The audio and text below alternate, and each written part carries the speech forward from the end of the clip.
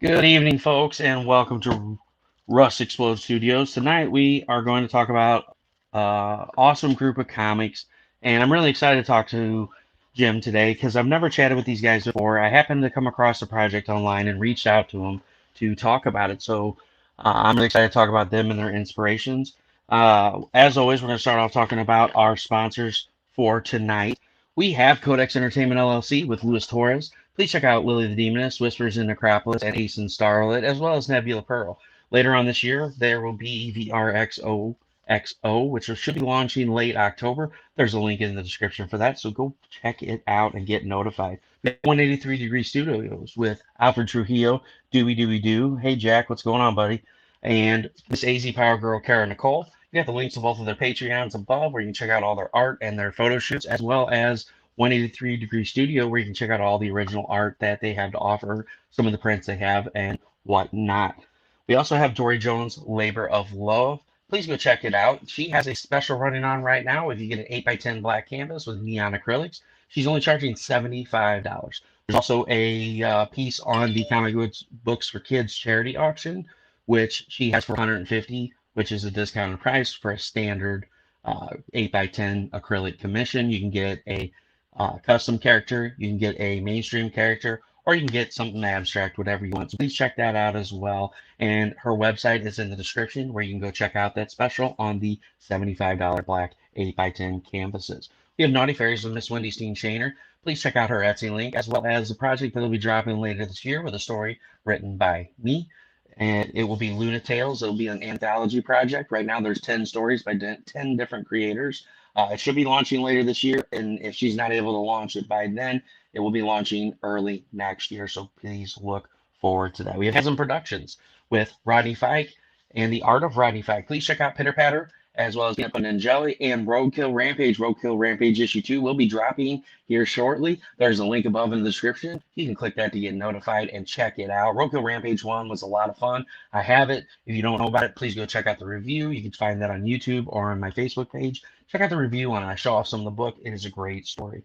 We have Melone Management with Lisa Malone. If you have a crowdfunding project that you need help finding stretch goals or somebody to promote it while you keep working on your project, hit up Lisa Malone with Melone Management. She will hook you up with a free 1-hour consultation, let you know what her services are and how much she charges for them. And we have DPopp Customz, where you can get a custom print box built for your prints to hang on the wall with lights up, to play the music, all kinds of stuff. Hit up DPopp Customz for all your custom needs. And last but not least, we have ComicBooks for Kids Charity Auctions, which is a group ran by me through Russ Explode Studios, raising funds for sick children in hospitals and cancer centers everywhere. What does ComicBooks for Kids do? They send comics, pops, coloring books, as dispensers, and stuffed animals to these cancer centers and these hospitals across the nation to help bring a smile to kids' faces. And some kids may not ever get to go home again. So you can be happy knowing that your contribution to these charities could be the reason a parent sees their child smile for the last time. So without further ado, we're going to bring out our guest, Jim Burrow. Whoops, hit wrong button.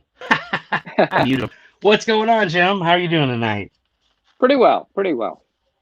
So we got a couple people in the audience here. We got Jack saying, hey, hey, hey, you mod me. Why am I the only one here? Normally I'm at work.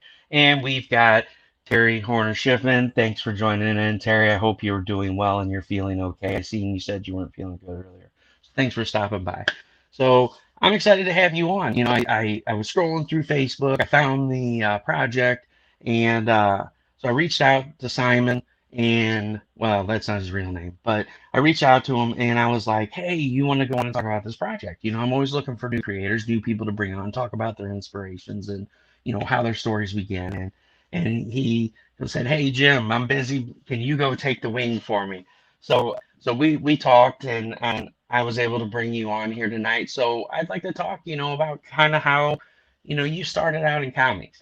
When and how did you get into comics? Well, as a reader, I got into comics in the late 1950s. I was terribly dyslexic. My parents thought I would never read, and I was riding in a car, and sitting in the back seat was a Detective Comics number something, I don't know. And the Batman story was interesting, but I really fell for the Martian Manhunter. And became a fan, especially of the more science fiction kind of comics back then. I got involved in fandom when, what was it? Probably Hawkman was the first comic where they started printing the addresses of the people who wrote letters in the letter columns. And so there were these letters by people you could write to, and I started writing to people, and like Jerry Bales of Alter Ego wrote back to me. So I had a couple of pen pals, and they introduced me to comic book conventions and fanzines and fan published stuff. Alter Ego, Fantasy Illustrated, Rocket Bass, Comic Collector, all sorts of 1961, 62 kind of fanzines. I never got, at that point, into creating anything that anybody saw. I created characters, but no one ever saw them. And I've been a comic book reader ever since. So, you know, what's that, 60 years, something like that. But in the mid 80s, Steve Perrin came out with a superhero role-playing game called Super World. And the group of us who were playing role-playing games here started playing superheroes. Just like a fellow who I first encountered back when he was like 17. It was this kid who wrote fanzine comics, amateur comics, a guy named George R.R. Martin. He wrote a character that I really loved, Power Man, in Star-Studded Comics by the Texas Trio. Anyway, Steve created this superhero role-playing game, and it stopped George Martin from writing anything for almost 2 years. And then he came out with Wildcard. Well, it did the same thing to us. We completely tubed on it. And I created dozens and dozens of superheroes for that game, and a whole world for them to be in. And then we went on and we played science fiction games and fantasy games and time travel games and the like. And I started thinking, you know, that world I created was a little rough, and I should do it again. And so I created, I guess, my third superhero world as a background for another role-playing game, and started writing it up. And my art isn't all that good, so I was using a program called Hero Machine, which is a web app that allows you to create images of your superheroes. I've got probably 200 heroes and 100 villains that I created that way, and probably almost that many more that somebody else created, but I decided to do them, you know. And, so I had a whole world, and hadn't published any of it. And on Facebook, I ran into this Facebook group called the Shield G-Man Club. And it was a fan club for people who like the what became Archie comics, but which was originally MLJ. So the Shield and the Black Hood and Steel Sterling and Red Rube.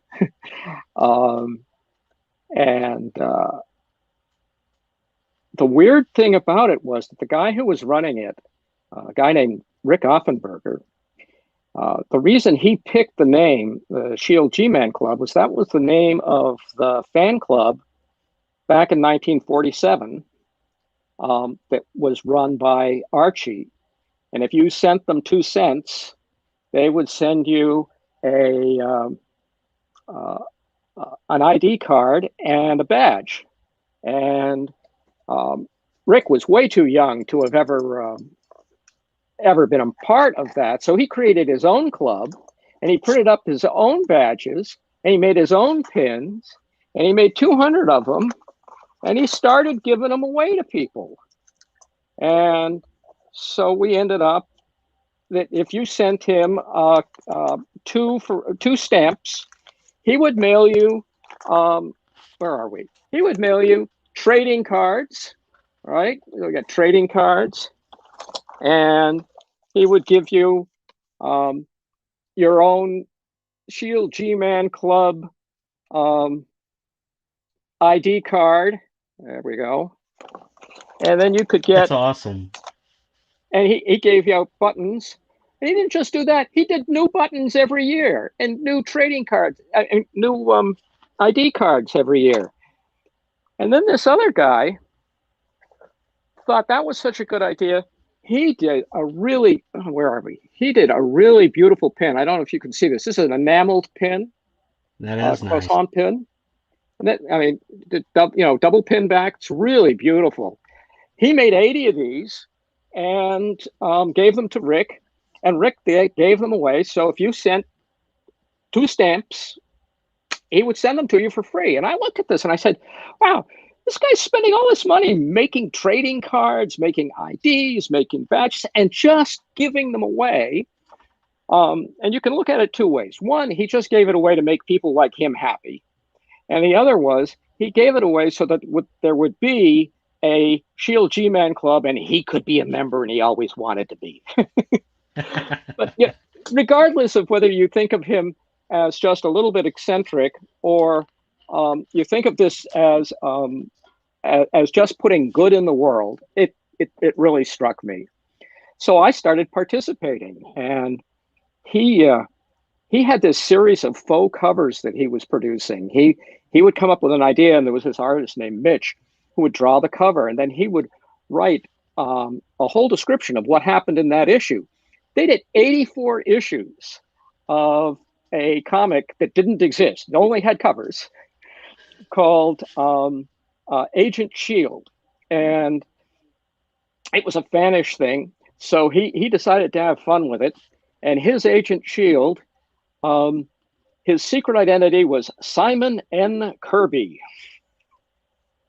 And so he made up this character, and the club attracted a whole bunch of crazy people who really loved old comic books. And we ran into a guy named Gilbert Monsanto, and he runs a Facebook group that's really cool. He has a group called The Arena. And if you send him $10, he will do a commission of a superhero character of your design. And then he puts it into a contest with others of the same sort. So, girl heroes or bruisers or ones that fly or something like that. And everybody who's a member of the group votes on which one they like best.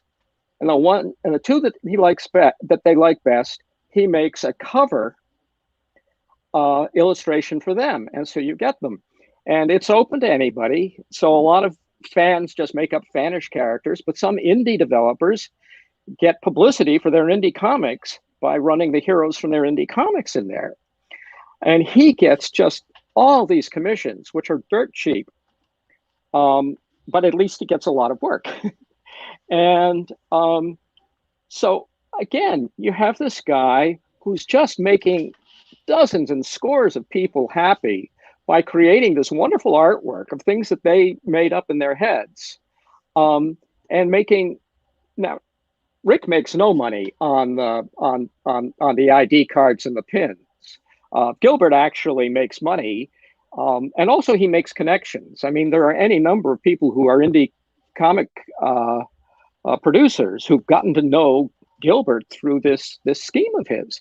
But still, it's a thing that makes people happy, so we participated a lot. We bought a bunch of art from him. The whole club got together, and we commissioned a huge portrait. It had, I don't know, 25, 30 MLJ characters, all in it in one great big picture. And then we all got copies of it, digital copies, but we got the full high-res digital copies of this artwork. And we also commissioned stuff for characters we'd made up. And Gilbert said, "You should be publishing comic books." And we went, I don't know about publishing comic books. But I was a big fanzine fan back in the 60s, like I mentioned. I said, well, I don't know about comic books, but I'd love to do a fanzine. So we did 5 issues of a fanzine. And the whole club participated. People wrote things and they drew things, and some of them were very crude, and they looked like some of the really crude artwork from the 60s, and some of them did some artwork that was just phenomenal. People wrote articles and stuff. So we published 5 issues of the Shield G-Man Club fanzine. And after we'd done that, Rick said, you know, Gilbert's right. We should publish a comic book. I was like, okay. I'm game, sure, let's do it. It was like, my dad's got a barn. Let's put on a show, right? You know, so we started putting together a comic, and we based it on the character that he'd done all his faux covers for, right? Agent Shield. Well, the problem is, as soon as we started telling people about this, they couldn't tell whether we were doing our own character or we were doing a revival of the Shield. Because there was a definite bit of homage there, you know. And we didn't want Archie to get mad at us. We didn't want people who backed us on Kickstarter to think they were backing the Shield and then find out they're backing some wacko guy. No. So we had to rework the character. He became just Simon N. Kirby, the agent. His uniform doesn't look particularly like the Shield's anymore. I mean, we distanced him from Agent Shield. He's now Simon N. Kirby, the agent. There are similarities still. And there ended up being 3 of us. And we all had characters. And we all had red, white, and blue patriotic characters in our stable. And so that was the origin of our first comic book, which was Simon N. Kirby, the agent. In the current Kickstarter, we're up to issue 4. After we did issues 1 and 2 in the first Kickstarter, Eric and I wanted to get in on it. So we created a book called G-Men 3-in-1. And it had 3 stories, each one 8 pages long, about our 3 red, white, and blue characters. So we had the agent, we had my guy, the champion of liberty, and we had Eric's guy, the American Eagle. And so that got us our second book. And it's a really long story how we got our third book, but basically Rick created a story. I wasn't very fond of it. I suggested we do a different story instead. We decided to do that. We then decided it didn't fit in the book. And we said, oh, the hell with it. We'll make a third book and we'll put this in it. But now we've got to add a couple of other stories. And so G-Men United just grew. There are 4 stories in that, 5 pages. And that ended up being our second Kickstarter, was those 3 comics. The Agent, 3-in-1, and G-Men United. And those were successful enough that we did a third Kickstarter. And yes, that's issue 4 of Simon N. Kirby, the Agent. Those are the 2 villains that Simon is up against. And with him is a fellow known as Sergeant Flag. Simon is kind of a Silver Age, Bronze Age character. Sergeant Flag is a 90s guy. He's got way too many weapons. He's got an asymmetrical costume. His belt doesn't close. A very 90s kind of a character. I love that. Way So, too many weapons. I love that description. well, he's got big guns, and it's just, it's crazy. You remember what the '90s was like, right? Oh, I remember. You had guys with guns that were like 10 times the size of them, and it's like, how did they Right, hold that? But you just got over it because there was lots of flying right. bullets and explosions and action, and So, it was over the top, and it made it fun. right. So this third time around, we're doing the fourth version of the Agent. We're doing the second issue of G-Men United. This one only has 3 stories. The second issue of G-Men 3 and 1, and 2 special comics this time around. Oh, that's what you're scrolling by now. That cover right there, the black and white one. The original art for that is still available in our Kickstarter. Um, that's one of the nice things. We have a lot of alternate covers, as has become people's habit these days. And one of the guys who's done covers for us every time is Steve Butler. And with Steve's covers, we get the black and white artwork, and we make that available. The original artwork as one of the backer rewards. I'll tell you, I was fond enough of his cover that included one of my characters that I am not only one of the creators of this Kickstarter, I'm a backer because I bought that one. I Yeah, couldn't I'm let it scrolling go. through here, kind of trying to show off some of the art to. Oh, Terry said, "Ooh, I love OA." But as I'm scrolling through here, I'm trying to show off some of the art and stuff that you guys can see in this book as he's talking about these Right, characters. I mean, the art is absolutely phenomenal, and I right. love, This is you say over the top weapons, and he's got like just a case full of guns and grenades behind him. right, He's like, "I'm just carrying this out in the battlefield." Like, right. where did he pull this box out No, at? no, he's not carrying that out to the battlefield. He took it on a fishing trip. The 2 of them in their secret identities, without their costumes or anything, were out fishing, and he has a thing that looks like a cooler, only it's got all those weapons in it. So, I That's mean, awesome. he's a great character. So, uh, we in this latest one, Rick Rick did a comic that he really had been wanting to do.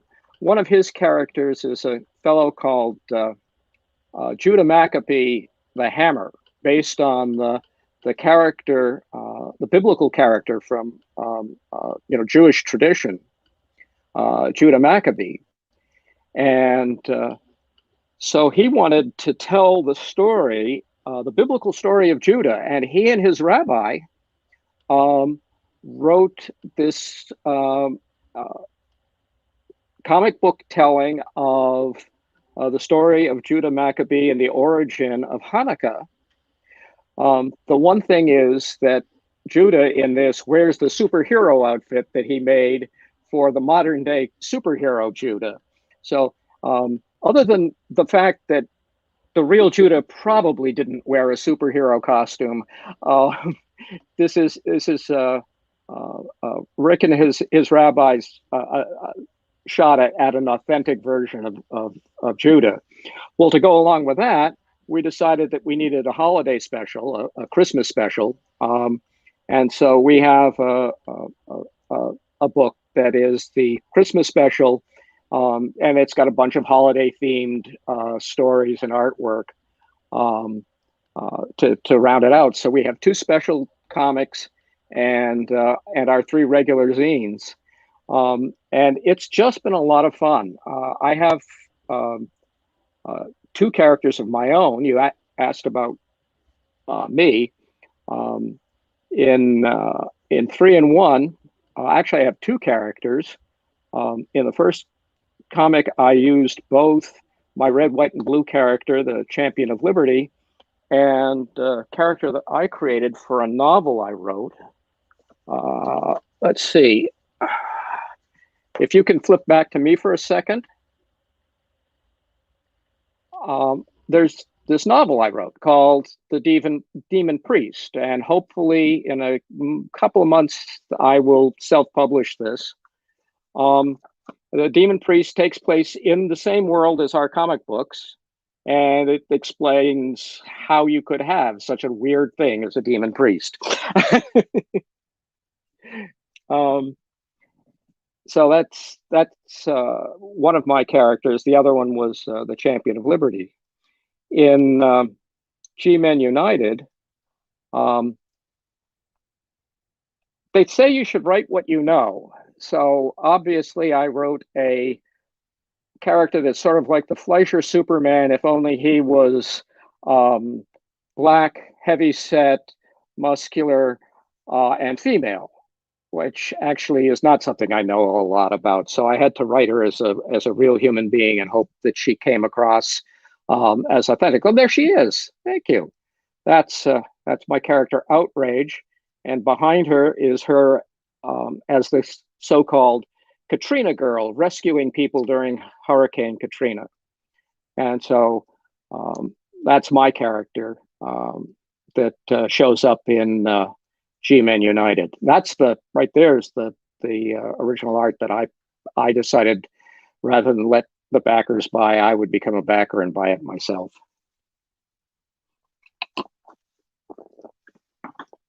Now, in talking about all of this, you mentioned the Handbook of the G-Man Universe. And what that's about is, as part of our Kickstarter, each time we sell there are 5 rewards that are the character you made up goes into our story. And so we draw them into the story to help be part of the G-Men and rescue our heroes, or maybe assist them. It depends. In different comics, it works differently, but there are 5 backer-created characters. And what you get is, in conjunction with that, is that we have a Who's Who comic that has 1-page profiles with a full-size, a full-page illustration of the character and their history and stuff like that. And so we published profiles of a lot of our characters, and each time around the 5 or 6 characters that were created by the backers. And so I put that together, this profile. So that's, wow, I just went on and on, didn't I? I'm sorry. No, you're perfectly fine. It's no, and that's what I wanted. I wanted the build up, of how you went from, drawing these characters and, reading these books as a kid, and then, working up and how you guys came to be. It's really cool. What's up, Michael Sammartino? How are you doing? And Terry said, "Oh, I have my own character I have created." And I think it's really cool that the story of how the progression came. You joined this secret club that Simon made, and then all of a sudden you're commissioning pieces of these characters, and then all of a sudden this guy is just like, "Hey, why don't you guys just make a comic book?" And you're like, whatever. You make this fanzine, and then the next thing you know, you guys have this Kickstarter with all these awesome books, and I mean the artwork looks spectacular from what we showed off. If you guys want to check it out, I'm gonna pop the link in the comments for you so you can see some of the other stuff, or if you want to look at it later. But it's really cool. I mean, that's what it's all about, is seeing the progression, because this is stuff normally you go to a con, you get a book signed, or you come up to a table and talk to you. There's not ever time usually to talk about this stuff. Hey, how did you come up with this? How did the progression work? And that's what's great about, now we have the technology to do these live streams, is to talk about the inspirations behind how you guys created these comics and created these characters. Because I mean, there's a ton of cool characters on there that you guys have created. It's not just like you got this book about this guy, this book about this guy. You guys created this whole universe that kind of intertwines. One of the really fun things about this, remember I said that I got it here because it was fun, because somebody was giving away trading cards, because in our first issue, when we had our first backer created characters, one of the characters was a guy called Spider Squirrel. And he's a crazy looking character, and he was a lot of fun. Well, right now, you can buy Spider Squirrel's comics because he did a Kickstarter and created his character and added another one called Trash Panda. And I got to tell you, Spider Squirrel and Trash Panda are great. So the first appearance ever of Spider Squirrel was in Simon and Kirby the Agent as a backer character. So it's not that we're responsible for him, but we helped give a leg up to somebody who'd created a character and got it in there, and he's doing really well. And it's fun to see characters that we've created get published, and to see other people who backed us, who supported us, then be able to go on and create things of their own. I mean, and so soon. We've only been doing this for a little over a year. I mean, the first fanzine was 2 years ago, and we did that for a large fraction of a year before we did our comics. And to have already helped along the next guy in that short amount of time, that is so much fun. It is, and that's what it's all about, is inspiring others, to follow their dreams. What sounds like a goofy idea, oh, make Spider Squirrel, and then now he's making Spider Squirrel Trash Panda comics, and it's like he probably thought, oh, this is a huge joke, and what was funny turned into a little flame, and you guys fanned that flame, and now he's taken off on his own, and so that's really cool. That's what the community is all about, is inspiring the next guy to continue, following their dream and their passions. Yeah, and if you look at the artwork on our covers, we have some really great artists who've been contributing covers. We had one by Michael Netzger. There's a beautiful cover for 3-in-1. It shows two characters that Rick created. They're both called Lynx. It turns out that the plural of the word Lynx is Lynx. So Lynx is the team name, and Lynx is the name of both members of the team. There's a guy and a gal, and they're both Lynx. He's Mateo, she's Maya, in Secret Identity. But so the two of them are fighting on this 3-in-1 cover. It's a beautiful cover by Bill Black and Coyle from AC Comics, and of course, Bill started doing public domain comics 40 years ago, something like that, and he did FemForce and all like that. So to have people like that step in and be willing to do covers for us. Gilbert Monsanto does a lot of our artwork. The other big backbone of our art is Alan Faria, who's in Brazil. So that's one of the other things, is that Gilbert is from the Philippines, and Alan's from Brazil, and we have artists working with us all around the world, and that's another very cool aspect of it, is getting to know people who love superhero comics, who come from very different places than we do. So this has been great. Yeah, it is awesome, and that's one of the cool things about modern day is back in the 50s and the 60s that you couldn't commission art from somebody overseas, and if you did, it would either get damaged or lost, or it would just be really, really late. And just trusting somebody enough to send them a MoneyGram or whatever overseas and to do art. And it's like now you've got things like Fiverr or some of these websites where you can go to and you can look for artists. And what's really cool about you guys having the multicultural artists is you get to see different art styles from different walks of life throughout the comics as they progress, and it's really cool to have that taste to it where it changes.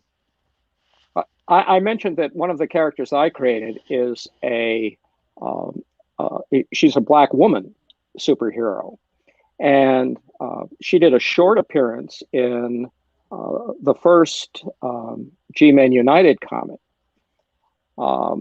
But since I was going to do her in a longer story in the next G-Men United, and to give you a peek ahead, we're going to have full-length stories for each of our comics next time. There's not going to be anthologies. So Outrage, my character, is going to have a full-length comic to herself. And so to try to bring her alive and make her authentic, I made sure that the artist who worked on her for her second issue was a Black artist who could critique for me the things that I got right and I got wrong in making her an authentic character. And I have no idea how I would have found a guy who's a DJ and a comic book artist and a rapper on the West Coast to collaborate with me on writing my New Orleans based or originated. She's based in a city I made up, but she originates in New Orleans. Black hair. How I would pull that together all on my own, I have no idea. But because I'm working with so many different people, and Rick knows so many people, we were able to bring in collaborators who wouldn't have otherwise have gotten together. And Yeah, so you could keep the character more true to it. Yeah, you keep the character more true to its origin. It is awesome. And that is what's great about Facebook and all that. I mean, there's a lot of negativity on Facebook. There's a lot of positivity too, if you look for it. And the comic community has a lot of great collaborators, has a lot of great circles, and it's just like, just by being friends with somebody, you meet all these other creators, and it's just like before too long, you have this huge circle of people at your disposal. You can ask questions. You can ask, hey, can you help me with this character? And so, indie comics have really taken off now. We have all the tools at our disposal. If we have a wonderful story that we want to get out there, and we don't know what we're doing, we can find people who do that are willing to help. And the problem at this point is deciding which of the multiple paths available to you to go down. Do you do it on Kickstarter? Do you do it, print on demand and print it through Indie Planet? Do you try and find some other publisher and get them to carry it for you? Do you try and work and find out how to get your character in Comixology? And when you choose one of those ways, it may make it harder to do the other one. And I can't imagine that, when Jerry Bales was trying to build Alter Ego, 50, 60 years ago, that he could have imagined, our current print on demand and electronic distribution and all of that. I mean, just think of where we've come. Yeah, I definitely have to say, of all of the formats and all the things out there, I like Kickstarter the most, just because it's fun. Not only is it fun, but you have the aspect of you handle everything. So like me, when I ran a Kickstarter, people were able to interact with me, ask questions, ask for things to be explained. They get to actually interact with the creator through the process of, picking out what they want. And then you get to handle the books. You get to package them, make sure they're packaged properly. You get to sign them if they want them signed. And there's nothing like sending your baby out the door yourself to somebody and knowing that it was packaged properly, knowing that they know when they get it that it was handled by you, it was signed by you, and and you get all those cool goodies added in, the stretch goals. Um, The we the won't mention. the the thing that we ended up doing that's a little at variant with that is we printed our fanzine through Kablam and then distributed through Indie Planet.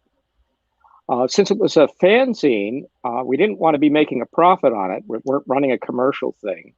The really nice thing, Indie Planet will distribute your comic at whatever price you set for the hard copies, for the print on demand. They take what Kablam charges you to print it, and then you put something on top of that, and that becomes your income. Well, we were doing a fanzine that was not for profit, so we sold it at Kablam cost. Well, then they also do a digital with the same mechanism. Well, it doesn't cost any. There's no print cost, so we were able to give away the fanzine. So it was just completely in keeping with the whole way that the badges and pins were done. That the PDF version was free. So we got to know. No stamps required. Yeah. Now, if you wanted the print on demand, they had to ship it to you, and if you buy one comic, the shipping's going to be about $8. And if you buy 8 or 10 comics, the shipping is going to be about $8 because it's always in that same box. So selling onesies doesn't work too well. Here, I'm charging $5 for my comic book, and it'll cost you $8 to ship it. So that's a little difficult. But we got to know Barry Gregory, who runs Kablam and Indie Planet, and we enjoy working with him. So actually, he's doing distribution for us on our Kickstarter stuff. Our hard copies are all printed by Kablam, and they ship them, and they ship everything. Our mini posters, our trading cards. Oh yeah, that's right. We have. I didn't mention it. We do have trading cards for every page of profile in the handbook. I make a trading card as well, and so one of the rewards is trading cards. We have trading cards and the profiles in the handbook. So if when there are backer characters, they get trading cards of their character, which is kind of cool. That's awesome. And Barry and his company handle all that shipping for us, and we were comfortable doing that because we had this experience of doing the fanzine and the free stuff that allowed us to develop a working relationship with Barry and Jenny and Tommy and the rest of them. And they're all people that we're friends with on Facebook. It's like you said about the community. It's really a good thing.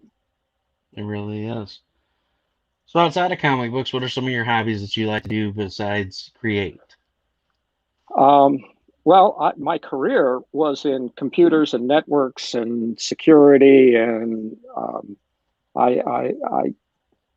my last job was vice president of advanced development at a company that made end-to-end secure communications equipment.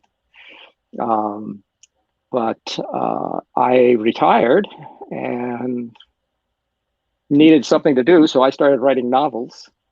My first one which I'm still flogging and trying to find the right publisher for, is a high fantasy story.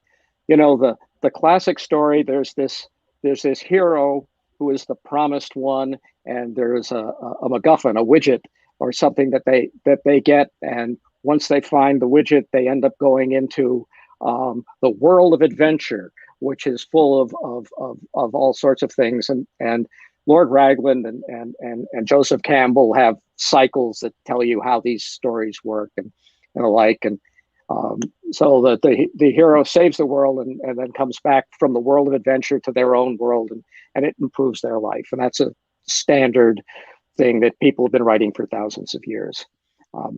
Most of those heroes are late teenage or early 20-year-old young men, because it's a coming of age story. Mine's a little different. First of all, she's she. And secondly, when she was 22 and she was supposed to get the MacGuffin, it didn't show up. The executor of her great aunt's will kept the MacGuffin herself. And so our hero never went to the world of adventure, never saved the world, went off, got married, her husband died, she became a librarian. And 45 years later, she's 67 years old, she's a retired librarian. The MacGuffin shows up, she falls through a mirror and is lost in the land of adventure, where she's supposed to save the world, except she was supposed to save it 45 years ago. Things haven't gone that well since then. So there she is, herself, 2 cats, her dog, and a graduating high school senior gal in the land of adventure, having to save the world. and it's just so much. It was so much fun to write. I knew how it was going to work, kind of, and I had it sketched out, and I started writing it. And Aunt Jenny, I'll tell you, she had her own voice, and she told me how this thing was going to go. And so, you know, I'm writing this story, and it's headed that way. So that's Aunt Jenny and the Delayed Quest. And then I wrote the Demon Priest.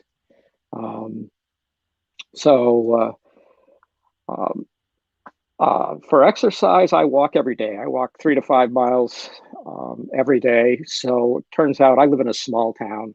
We're about 10,000 of us here. And, you know, half of them know me because for years I have walked through the town every day. And it's a lovely little town. You say it's exercise, but really what it is it's research for these hundreds of characters that you're creating. You're finding that person that fits that exact profile, and then you watch them every day. There is some of that. And the other thing is that as a small town, it turns out we have a huge creative and artistic community. We turned our junior high school into art studios, and the artists sublet their studios. So every room that used to be a classroom in our middle school is now the studio of 1 to 3 artists.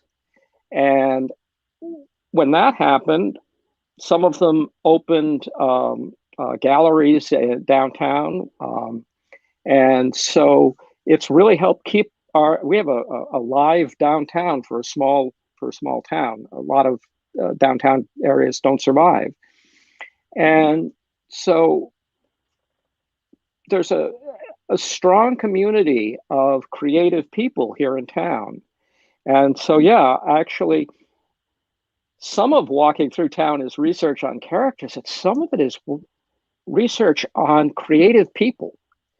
You know, if you get to rub shoulders, I've helped one of my artist neighbors. He works in wood, and he has these enormous carved wood things. He starts with a chainsaw, and he works his way down and stuff like that. Well, I've helped him sand and polish his sculptures, so I've worked on sculptures, and it's funny. He's like 20 years younger than me, and he's always You don't want to hurt yourself, because I'm an old guy, right? Old guy walks 3.5, 5 miles a day. Give me a break. Walks through 3.5, 5 miles a day looking for his MacGuffin that didn't show up 45 years ago. Right, right. One So of these days, you're just gonna disappear. We're gonna be like, "What happened to Jim Burrows?" I was like, "I don't know. This thing showed up and he like fell through this mirror and we right. never seen him again." One of my favorite places is up in the woods. There's this hill, and at the top of the hill, there's this really ancient pine tree. It's, oh, I don't know what's that. It's maybe 4 foot in diameter. And then if you look, there's more pine trees that are like maybe 3 feet or maybe 2.5 feet in diameter, kind of ringed around it. And then there are more. And if you look at the ground, it's full of mushrooms and fungus and stuff. And if you've been, keeping up on your biology and ecology, you hear about mycorrhizal networks, which are these networks of the roots of plants intertwined with the as it were roots of fungus, and signals pass along this chemical signals pass along it that bring.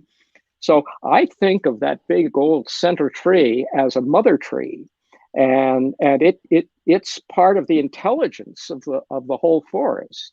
Now it's a very slow intelligence because that chemical information flows, and of course forests don't act in a very rapid fashion either. But if I talk to my cousin who's um, uh, uh, a Native American, she'll tell me all about mother trees and forests being living units and the like. And I won't say she's wrong. I've got a very scientific background, but science is now telling us that things kind of work like that. So yeah, maybe someday the mother tree will open a portal to the halflands and I'll vanish away. But We'll just see footsteps through the fungus and the right, mushrooms, leading right up to this mother tree, and there'd just be like a pair of boots sitting there because it just blew your shoes off, and they'll be they'll be doing a DNA test. Who got sucked through to the mother tree? Maybe one of the boots right. will be like actually stuck, sticking out of the tree, and there'll be like a whole scientific team trying to figure out how that boot became one with the tree. I mean, this is already the makings of like the mystery Uh, of the mother tree and the boot. Issue one. uh, Oh, that's great. No, that's really cool though. That sounds beautiful. Like the whole time you're describing this mother pine tree and these small pine trees and like the fungus, I'm like imagine like this fairy forest, like this yeah. humongous tree surrounded by little trees and mushrooms and all kinds of Well, and hidden. of course, and of course, that area has a whole history of its own because it's a wildlife refuge now. But years ago, it was a testing range that the Navy used for testing weapons. Really? And yeah, and at one end of it, there was a FEMA center. It wasn't called FEMA at the time. It was part of the emergency communications system. And there's a building there that looks like the ground floor of any small skyscraper you've ever seen in a modest sized city, except there's no building above it. There are a bank of elevators, but they all go down into the hardened site underneath it. And so this this area is a wildlife refuge, yes, but it's also a Superfund site because people have discarded all sorts of waste into it illegally. The army, when they had waste, they sort of went and put it over there. It's always possible to find a little bit of unexploded ordnance in there because that's where they were testing all of these weapons. And so, if I wanted to write a story about it, that you've got this ooze that's soaked into the ground, you could come up with a Swamp Thing kind of a character or something. and there are these old ammo bunkers in there that are all grown over and stuff. And before it was all of that, it was part of the town, and the town took it. The federal government took it by eminent domain. So there are these streets in there and the ruins of old buildings. It's a wonderful place, and it would make a great site. Yeah, one of these days you're going to be on a walk and you're going to see like an M16 like with AI from all the radioactive waste. There's going to be like an M16 just it grew legs and it's walking down the street. Maybe it will be true one day when they actually say that guns kill people. Maybe it'll come true. In Jim's world, it does because the ooze infected all the weapons. There's like suicide bomber grenades running around, and I mean, hey, here we go. We got it. What do we call it? Swamp ordinance. There we go. Swamp ordinance. So yeah, as you can tell, there's something wrong with my head, and I make up stories all the time. Hey, I'm right there along with you. I mean, it is Russ Explode Studios, so I mean, you're talking right up my alley about ordnance and explosives, and that's my forte. I love blowing up stuff. I did blasting for quite a while, so like I could just see it now, and we need to collaborate, and we just need to make up swamp ordinance. They got the big two. They've got they're swamp creatures, and we've got swamp ordinance. We got run wild AK-47s and 1911s and all kinds of stuff just floating around. But the town I grew up in also had an ammo dump in it, much like this one, that was in an area that, again, was taken by eminent domain, and they put in ammo bunkers in there. And as a teenager, I used to hike in there because it was really interesting, because there was this old ghost town in there, because this was in the 60s. So today, the buildings here in town, they've really collapsed. They're really ruins. But in 1965 or 66, something that was taken by eminent domain during World War II was only 20 years old, right? So they were a little dilapidated, but not much. So it's this wonderful kind of ghost town in there. It was no longer being used to store ammo, so there wasn't too much danger, but it was patrolled by the military along with their K9 units, and I have run and scrambled over a chain link fence with chicken wire at the top to get away from a K9 unit because I was hiking in the wrong place. Whoops. And so I hadn't hiked there since the 60s, and I took my sister. We hiked in that area because it's now a park, and you can go hiking there. And so I took her through, and I showed her, here, see, there was a house here. Now it's just a foundation, and over here are the ammo dumps and the bunkers and stuff. So I was able to take my kid's sister into this place where military guys used to chase me for being in the wrong place. So, So what are some of your favorite movies? Favorite movies? Gosh, I don't know. I've really been enjoying all the Marvel things lately. What else do I really like? Of course, there's old classics like Casablanca and the like. A movie that I've always loved is one called Sleuth. Have you ever seen that? I don't think I have. Yeah, I can't tell you. I don't want to tell you about it because the nice thing about Sleuth is that it doesn't always go the way you expected it to go. I'm very fond of old science fiction that people don't think of as science fiction. Have you seen? Is that it? That's a remake of it.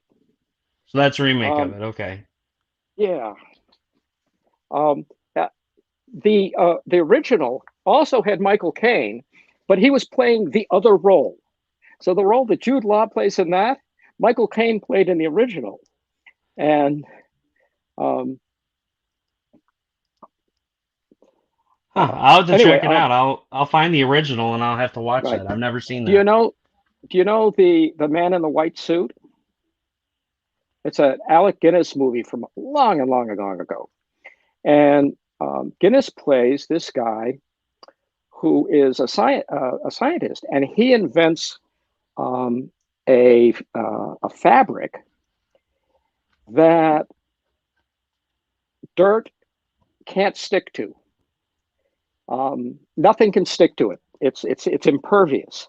So he gets a suit made out of it, and it's brilliant white. And they make it so that it's oversaturated. I mean, it's like burn your eyes out white, right? And the thing is, it has to be white because you can't dye it. But it doesn't get dirty. It's pretty much indestructible. And he builds this. He creates this thing, and then the guys he makes it for realize that after they've sold you one, why are you buying another one? Ever. Oops, that's not a good idea. So this guy is invented this thing that will revolutionize Clothing. clothing and society, and the people he built it for, the rich companies that he built it for, suddenly realize, oh my God, that's a threat to us. We have to suppress it. Now, it's a science fiction film. It's pure science fiction, but it has no special effects other than the fact that he has this chemistry set that he works in, and the chemistry set, whenever he's around it, goes whoop, whoop, whoop, whoop, whoop, whoop, whoop, whoop. And the sound effects of the chemistry set going whoop, whoop, whoop, whoop, that's all the special effects there are in this movie. And we have this tendency to think science fiction movies are full of special effects, but that one's not. And there are a couple other movies like that. There's one called Who, which is based on a science fiction story by a guy named Aldous Budrus. And Aldous Budrus wrote the story Who. It takes place in the future, and there's an analog to the Soviet Union and an analog to the United States, but they're different. They're made up fantasy countries in the future. And somebody from the U.S. country, a scientist, crashes his airplane in the Soviet Union country, and the foreigners save his life and they return him, but they've replaced his hand with a robot hand, and they've replaced his skull with this metal robot skull, and he has a robot voice. And he comes back and he says, "I'm me." And he does have one hand that's the original scientist's hand, but it's kind of unclear if that originally went with this body or maybe was grafted onto it. And so the story is called Who, because the question is this brilliant scientist, or is he a foreign agent that's being put in there to act as a spy and learn all the super scientific secrets of the enemy? Don't worry, I'm saving all these movies and I'm searching all of them so I can watch these. I'm like, I got to see these movies. Like Who sounds really cool, and so did the Sleuth. I want to check that out. And I found Man in the White Suit too, so I got that one on there. Yep, that's it. So don't worry. Ooh. I'm gonna have to go watch all these now and report back to all the Explode members about how what I thought. Right. Well, the movie Who, they make it really Russia and the FBI and the US. They take all of the future out of it. It happens in the modern day. And the special effects are that the guy is wearing this plastic helmet, right? I mean, he's got this helmet that covers his face, and that's all the special effects. So again, it's real science fiction based on a real science fiction story that was published in Analog magazine. But it doesn't have all that folderol. Computer-generated effects. And the third one of that ilk is one called Seconds. And I almost don't want to tell you much about Seconds because it's a slightly psychological thriller in which you don't know what's really happening to somebody, and maybe something really bad is happening and the like. It stars Rock Hudson. It's called Seconds. Again, next to no special effects, definitely science fiction. So I like that kind of stuff, you know. But I Yeah, I also got love that them. one on here too. Yeah, So yeah. So you should try those. Now, so there you go, everybody. Seconds is rated 7.7 out of 10 on IMDb and 78% on Rotten Tomatoes. So I mean, um,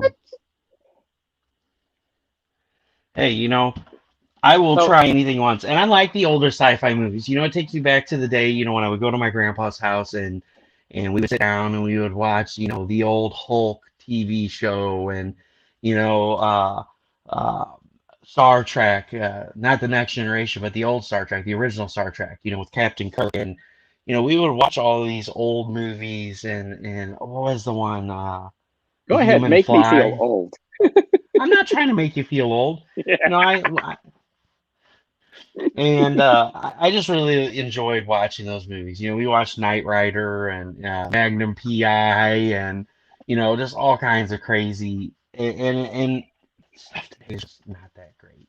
Like I hardly, you know, I don't even watch TV anymore just because I don't have time, and mainly because I don't see anything interesting. I always find myself going back and watching older movies. Now I do watch newer movies, you know, and I do enjoy like the Marvel movies and stuff like that. But even then, saying something, everything that comes out anymore is let's remake this series. You know, how many times have they remade the Spider-Man series? You know. And so it's just, you know, we keep rehashing old movies and bringing back the same stuff. And it's like, I would rather But watch the original. Why mess what? with something But new in it? but King Arthur, did you enjoy that in the original, or which retelling of King Arthur did you enjoy? You know. None of Um, them. no, but I mean, but the point is that historically, I get it. um, um, uh, the King Arthur stories have been told Over and over. scores of times, if not hundreds of times, over 1,500 years. Um, oh, here, hold on just a second.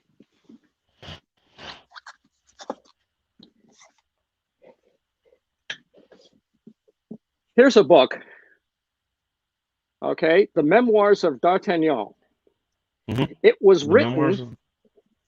It was written in the same century that D'Artagnan lived in. Now, it turns out it was written about 50 years after the life of D'Artagnan. But D'Artagnan was a real person. And in this, besides D'Artagnan, there's an Aramis and a Porthos and an Athos and Count Richelieu and all of that. So in this book, the Memoirs of D'Artagnan, which was written in the 17th century, you have this fascinating romance adventure story about this musketeer, the guy who becomes the captain of the musketeers eventually. And then in the 19th century, Alejandro Dumas rewrites it as the Three Musketeers. And then how many times has the movie The Three Musketeers been made? And if you fancy sword and swashbuckling adventures, you might argue with me over which was the best film version of The Three Musketeers. You know, What was which your one do favorite you like? version? What's your favorite version? But this is pure fiction too. I mean, there are historical characters in it, but it's just as made up as Dumas. And it's from the era when the novel was called a novel because it was a new art form. Novelle, right? New. So Is it Michael Caine or Michael Caine? Get out of here, Jack. it is Michael Caine, but yes. But we can settle the Robin Hood debate right now. Robin Hood Men in Tights is the very best Robin Hood ever made. Period, hands down. There will be none that shall ever surpass Robin Hood Men in Tights. Changed my mind. No, I'm just Yeah. kidding. Actually, what gets me is sort of the reverse of your thing. It's when Disney won't like anybody else make Snow White. It's like they invented it. The hell Yeah. with that. But, I mean, this is a story that's been around for hundreds of years. Um, um, no, you don't get to come in 200 or 300 years later and say, "Oh, I own that." You Yep. can't do that, So I, I think stories that get told over and over again, that get retold, are fine, and each one should not necessarily be like the last one. So when people say, um, this superhero movie is wrong because his costume doesn't look right, like, give me a break. On the other hand, you make a Superman movie that's the first in a series of Superman movies, and one of the first things he does is kill somebody. Yeah, that's not Superman. I'm sorry. But there are limits to what you can do, and then no, it really is something else. Why didn't you just freaking call it something else? But So you but mean so you mostly, mean it's not okay for like the first, Batman in a Batman serum just like stick a bat ring right through somebody's head? I mean, that's not okay because he doesn't kill anyone. yeah, I get what you're saying. I was adding to it. I just thought, like how crazy yeah, that'd be. That would be like like, you walking into Batman and you're just like, oh, we're gonna sit and watch this. It's family friendly. And like in the first scene, this guy gets like a battering right to the forehead, and he's just like, ah. this, You're like, what would you guys do? that's why I tend to like the Marvel movies. Um, Yeah. uh, Well, Superman could right, kill right, if he's the evil version of himself, or just one of the many random stories that DC has done. Yeah. yeah, yeah. That's not a bad observation. That I can't argue with that. But I tend to like the Marvel movies because even though they don't one for one precisely reproduce what was in the comics. I mean, hell, which version of Thor is the real version of Thor in the comics, right? Yeah. Um, uh, it's the frog, actually. That's the real Thor. Um, but you know, they at least stay true to the nature of the character, and Yeah. that's what I like to see. Um, so, I mean, in my story about um, the out, uh, outrage, the black superhero, um, uh, in as the story evolves, we find out uh, that she's descended from um, people who were used as part of the early superhero um, uh, super soldier development programs. And of course, that happened at the Tuskegee Institute because it's like the Tuskegee Airmen. These are men who are serving their country, but it's also like the Tuskegee experiment, where scientists experimented on black men by giving them placebos and not curing their syphilis so that they could see what would happen as syphilis developed over time because, well, they're just black men. And so I end up having the Tuskegee Institute also conducting, Captain America like super soldier development, experimenting on uh, black volunteers, black soldiers, and that's a Huh. that's not historical, but the whole Tuskegee stuff in the real world relates to it, and so I like to see things keep authentic or true, but not necessarily 100% identical. Are you back? No, I'm back. I just had like I was telling you earlier, some of the weirdest things that happen on technology. We just got booted off of Facebook. I just got a message that StreamYard has lost access to my Facebook account, And it says, don't worry, we've got you covered. Click here to reconnect. So I was clicking there to reconnect. It's like even the, yeah, it says it's the comment won't post to Facebook because it says it's lost access to my Facebook account. And it Well, won't let me reconnect. that's kind of too bad. Sorry to hear that. That's all right. We're still live on YouTube. We still got 3 people watching, so I don't know if they just can't comment and they can still hear us. I don't know what's going on. That is, Oh well. gotta love technology. So I'm sorry, everyone that was on Facebook, if we got cut off. For some reason, it's showing a destination error, and I don't understand how that can even be possible, because this has never happened in the 2 years almost that I've been using this. That is Well, insane. That's why I'm like frantically looking around. I'm like, how in the world did this happen? Let's see. Let's look and see if we're still live. well, Yeah, it shows we're still live. On Facebook it says this live video has ended. Wow. I don't know. Oh, who knows? Who knows? Who knows? We're still live on. Yeah, it did go. That is absolutely the weirdest thing I have ever had happen. Oh well, I was just burbling anyway.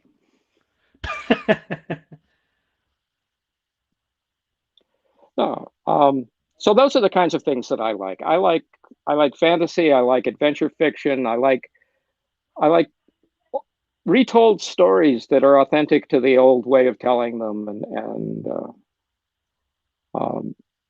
that are authentic to some people's experience of the actual world and so forth. So he said, I can still see you both. You went dark for a second there.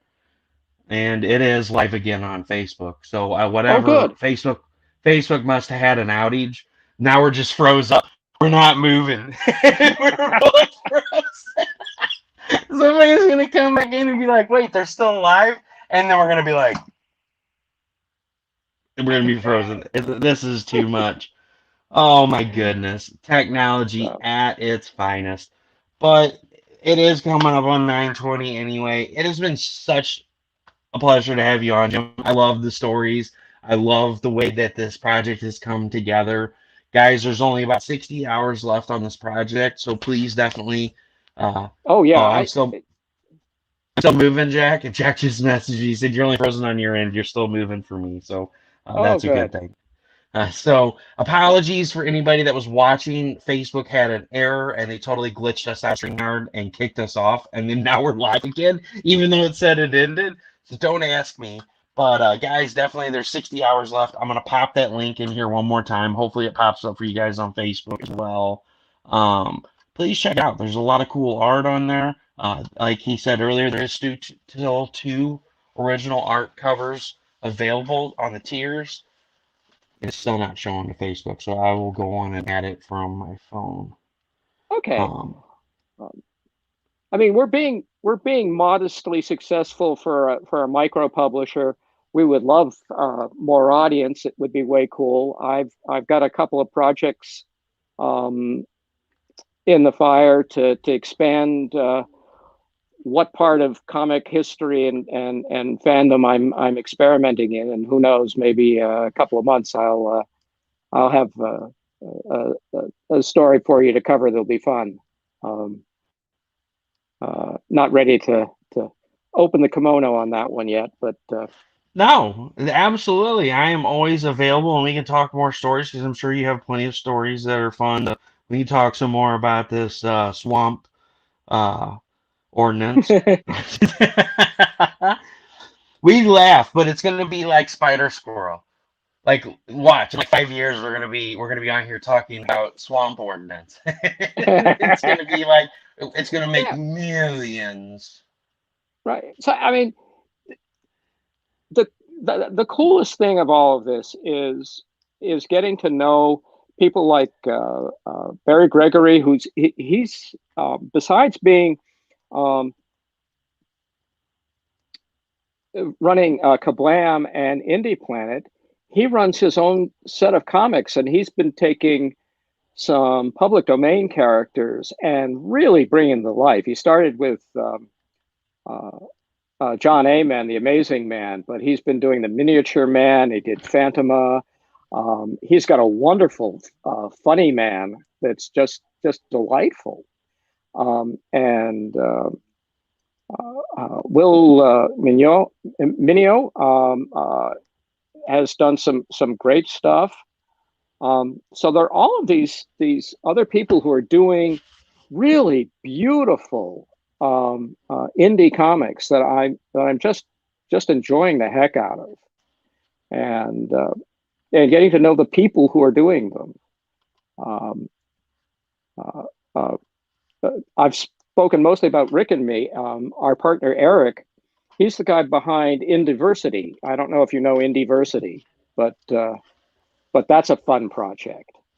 Um, it's like the Multiversity project, only it's for all these indie worlds. So he's got write-ups for all these different alternate worlds. So he's got a Facebook He's got a Kickstarter thing going at the moment, the Indiversity thing, and so that's not a G-Man project. That's Eric's own project. And he does Power Company and they're all interlinked. There are people who are working on our project, who are working on this project, and people with that one who are working on this other one. The way the indie community is interconnected, I think is very cool. It is very cool. So, it's very awesome. And the way that we keep inspiring each other, there's a lot of times that a lot of us would have given up, but we've always had people to lift us up, and it's thank God for them. And, we reciprocate. We bring them back when they need it. We've had 4 people come down with COVID in G-Man Comics, and there were real delays of like a month because artists couldn't draw, and yet we managed to support each other. So it's truly a community, and I'm very appreciative of being able to be part of it. Well, thank you so much for being on tonight. I'm going to kick you back to the green room, and if you want to hang out there for a second, I'm going to close out the show, and then I'll be back with you to say your goodbyes. Say good. Thank you. Take care. Guys, thank you so much for coming in and hanging out. I sincerely apologize for the Facebook issue. I've never had that happen before, never heard of anybody having that issue before, so I apologize for getting cut off on that. I'll get to the bottom of it, and hopefully it won't happen again. But guys, thanks so much for coming and checking out the show. Really enjoyed the show tonight. Really enjoyed talking about these stories. It's really cool stuff to see how people go from getting free trading cards and these pens by sending stamps and becoming part of the secret club to now the secret club is a group of friends that creates together. And that's an awesome thing. And the project looks really great. Great art, great stories. And I have popped the link in there. I went on to Facebook and popped the link in there for you on Facebook that are still watching because StreamYard still won't let me post comments to Facebook. So guys, please check out the project. Keep supporting indies. It's a great thing.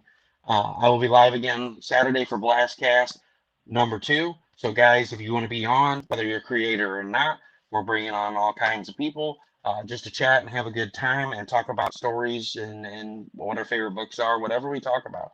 So thanks so much for being here tonight. For those of you who come back and watch this, thank you so much. We appreciate you as well. Check out those links. Check out the links in the description. Keep backing indies. As always, this is Russ Explode Studios with projects that will blow your mind. You guys have a great night and a great rest of your week.